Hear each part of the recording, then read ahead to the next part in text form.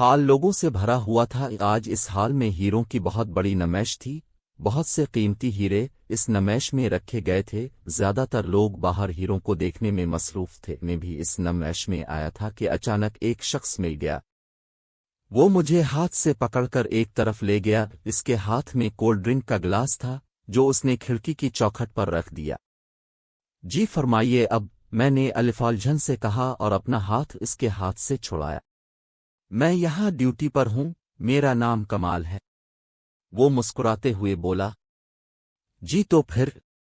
मैंने मुंह बनाकर कहा। मुझे आपकी तलाशी लेनी है, वो अजीब लहजे में बोला। मुझे एक झटका लगा। क्या क्या मतलब? तलाशी किस लिए? अब कहना क्या चाहते हैं? मैं हड़बड़ा गया। सीधी सी बात है, तुम्हारे पास जो कुछ है निकाल दो, वरना अगर मैंने तलाशी ली तो फिर तुम्हें तकलीफ होगी, वो संजीदा लहजे में बोला। और अब वो मुझे अब के बजाय तुम कहने लगा था। मेरे चेहरे पर एक रंग आकर गुजर गया। मैं खामोश था, मेरी समझ में नहीं आ रहा था कि क्या कहूं। तुम कौन हो? मैंने धीमी सी आवाज में कहा। मेरा ताल्लुक महकमा सुराग रसानी से है और यहाँ इस नमैश में मैं सिक्योरिटी के तौर पर मामूर हूँ। मेरी नज़र सब पर है। मुझे तुम पर शुरू से ही शक हो गया था, लेकिन मिस्टर, तुम भूल जाओ कि तुम्हारी हरबे यहाँ काम करेंगे।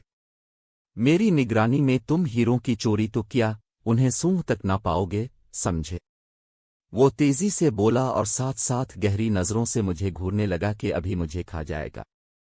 लेकिन तुम्हारी पास क्या सबूत है कि मैं चोर हूं? मेरी आवाज बहुत मध्यम थी। सबूत? सबूत तो अभी मिल जाएगा जब तुम तलाशी दोगे और तुम्हारी पास से चोरी करने के आलात वगैरह बरामद होंगे। लेकिन लगता है कि तुम तलाशी देने के मोड में नहीं हो। मेरे पास और भी तरीके हैं तलाशी लेने के, वो मुस्कुराते हुए बोला। साथ ही इसका हाथ इसकी जेब की तरफ रेंग गया। अब इसके हाथों में एक पिस्तौल नजर आ रहा था जिसकी नाली का रुख मेरी तरफ था। पसीने के चंद कतरे मेरे माथे पर चमक रहे थे जो आहिस्ता आहिस्ता बालों में जज्ब हो रहे थे। वो मुझे घोर रहा था। अब निकालते हो या मैं ट्रिगर दबाऊं? वो दौड़ते हुए बोला। अच्छा थीरू, मैं सब कुछ निकाल रहा हूं। और उसके साथ ही मैंने खुफिया जेबों से मुख्तलिफ आलात निकालकर इसके सामने ढेर कर दिए। ठीक है, मैं तुम्हें गिरफ्तार नहीं कर रहा क्योंकि मैं नमैश का माहौल खराब नहीं करना चाहता और फी अलहाल तुमने कोई जुर्म किया भी नहीं, इसलिए अब तुम जा सकते हो। अगर तुम चाहते हो कि तुम्हें कोई नुकसान ना पहुंचे तो कोई होशियारी मत दिखाना। मेरी नजरें तुम पर रहेंगी, समझे? उसने सामान आकेटा कर लिया और एक थैले नुमा कपड़े में वो सारी चीजें डाल दे। मैं सोच रहा था कि ये बेवकूफ क्या समझता है, मुझे चकमा देकर ये खुद हीरे अलिफा ले जाएगा। नहीं, मैं ऐसा नहीं होने दूंगा। ये समझता है कि इसने मुझसे मेरे आलात लेकर मुझे बेवकूफ बना दिया है, लेकिन मैंने तो पहले ही इसे पहचान लिया था कि ये भी मेरी तरह एक चूर है। चुनाचा मैंने नजर बचाकर इसकी कोल्ड ड्रिंक में नशा आवर दवा में लदी थी। अब कुछ ही देर में ये बेहोश हो जाएगा और फिर हीरे सिर्फ मेरे हो जाएंगे। यही सोचता हुआ मैं आगे बढ़ा तो अचानक एक शख्स जोर से मुझसे टकरा गया। मैं गिरते गिरते बचा। मुआफ कीजिएगा, मुझे ध्यान नहीं रहा, वो शख्स माजरत करते हुए बोला। कोई बात नहीं, मैं मुस्कुराता तो वो भी मुस्कुराते हुए आगे बढ़ गया। मैंने मुंह बनाकर उसे जाते हुए देखा। फिर अचानक मेरी नज़र अपनी पतलून पर पड़ी। वहां खाने का दाग लग चुका था। शायद जो शख्स मुझसे टकराया था इससे ही ये दाग लगा था। ओहो, ये क्या कर दिया इस कम बख्त ने, अब ये साफ करना पड़ेगा। मैं जनेलाओ गया और वॉशरूम की तरफ बढ़ गया। अभी मैं दरवाजे तक ही पहुंचा था कि मेरा सर भारी होने लगा, चक्कर आने लगे और फिर मैं गश खाकर गिर पड़ा। मेरे मुंह पर किसी ने पानी छिड़का और मैं हड़बड़ा कर अलिफाटे बैठा। मेरा सराब भी भारी हो रहा था।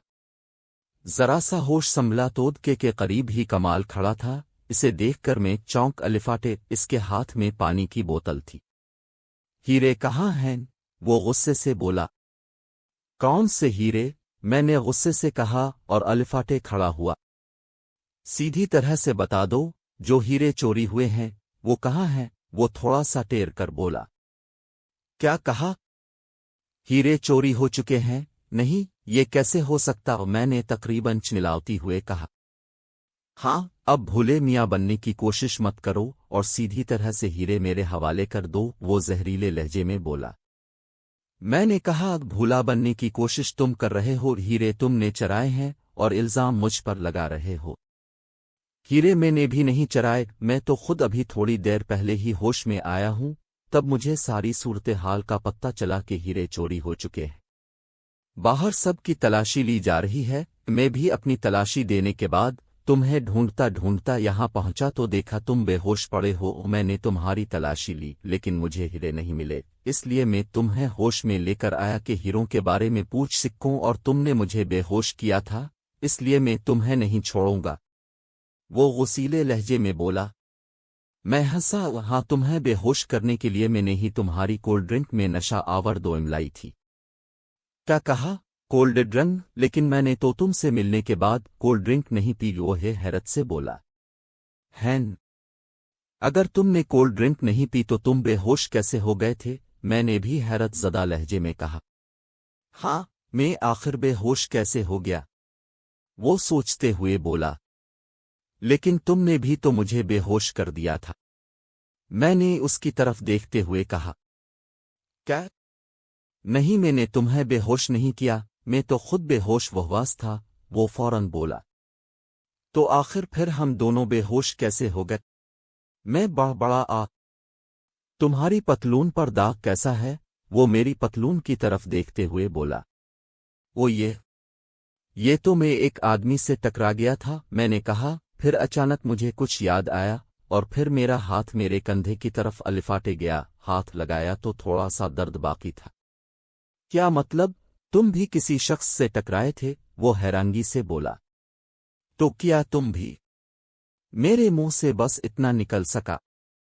پیلی ٹائی والا، وہ کھوئے کھوئے لہجے میں بولا۔ ہاں، بالکل وہی تھا۔ ہم دونوں دھک سے رہ گئے۔ اس کا مطلب تم بے ہوش میری وجہ سے نہیں بلکہ اس پیلی ٹائی والے شخص کی طرف سے چبھوئی گئی کسی نشہ آور سوئی کی وجہ سے ہوئے تھے، میں نے کھوئے کھوئے لہجے میں کہا۔